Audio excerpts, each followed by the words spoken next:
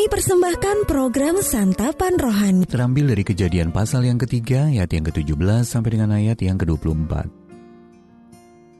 Kejadian pasal yang ketiga, ayat yang ke-17 sampai dengan ayat yang ke-24. Lalu firman-Nya kepada manusia itu, "Karena engkau mendengarkan perkataan istrimu dan memakan dari buah pohon yang telah kuperintahkan kepadamu, jangan makan daripadanya, maka terkutuklah tanah karena engkau. Dengan bersusah payah engkau akan mencari rezekimu dari tanah seumur hidupmu. Semak duri dan rumput duri yang akan dihasilkannya bagimu, dan tumbuh-tumbuhan di padang akan menjadi makananmu.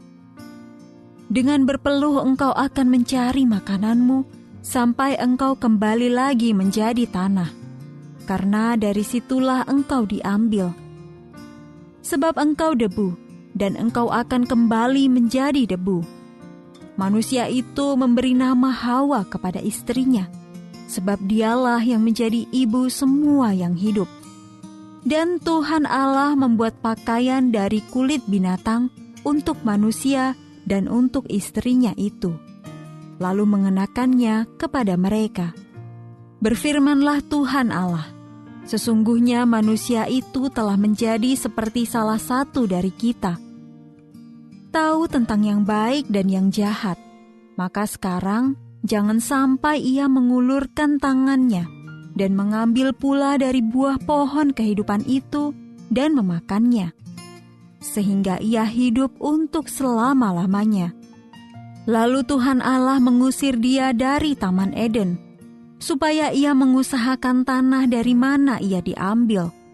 Ia menghalau manusia itu, dan di sebelah timur Taman Eden ditempatkannya lah beberapa kerub dengan pedang yang bernyala-nyala dan menyambar-nyambar untuk menjaga jalan ke pohon kehidupan.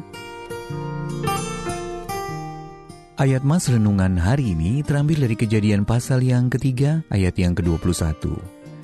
Tuhan Allah membuat pakaian dari kulit binatang untuk manusia dan untuk istrinya itu, lalu mengenakannya kepada mereka. Judul renungan kali ini, Yesus Memulihkan Kita, ditulis oleh Mike Whitmer. Meski tidak bersalah, Sam harus kehilangan pekerjaannya di pabrik. Kecerobohan dari divisi lain meninggalkan masalah pada mobil-mobil yang mereka produksi. Setelah terjadi sejumlah kecelakaan, para pelanggan merasa khawatir dan berhenti membeli mobil dari perusahaan itu. Akibatnya perusahaan itu harus melakukan perampingan dan Sam terkena imbasnya. Ia ikut menjadi korban dari kesalahan orang lain. Sungguh tidak adil.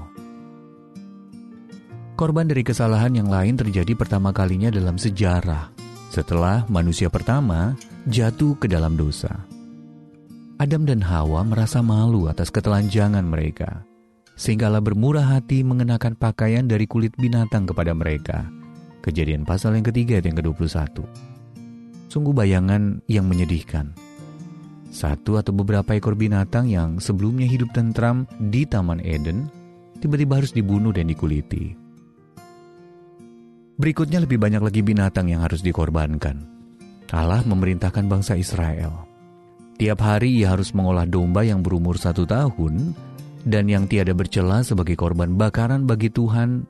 Setiap pagi ia harus melakukan itu. Yehezkiel pasal yang ke-46 ayat yang ke-13. Tiap-tiap hari. Bayangkan, berapa banyak binatang yang telah dikorbankan karena dosa manusia.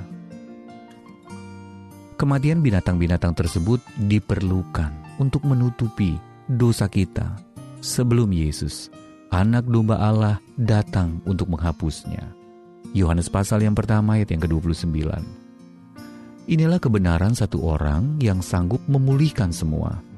Sama seperti ketidaktaatan Adam membinasakan kita, ketaatan Adam yang akhir, yakni Kristus, membenarkan semua yang percaya kepadanya. Kita bisa baca dalam Roma pasal yang kelima ayat yang ke-17 sampai ayat yang ke-19. Pembenaran oleh satu orang ini juga tidak adil. Yesus korban yang tidak berdosa, tetapi dia rela. Percayalah kepada Yesus dalam iman dan terimalah keselamatan yang Dia tawarkan. Maka hidupnya yang benar akan menjadi milik Anda. Pernahkah Anda dirugikan karena kesalahan orang lain? Dan pernahkah Anda diuntungkan oleh keberhasilan orang lain? Dan bagaimana Anda membandingkan kedua situasi tersebut? Tuhan Yesus, aku percaya kepadamu, dan aku tahu bahwa hidupmu yang benar sudah menjadi milikku sekarang.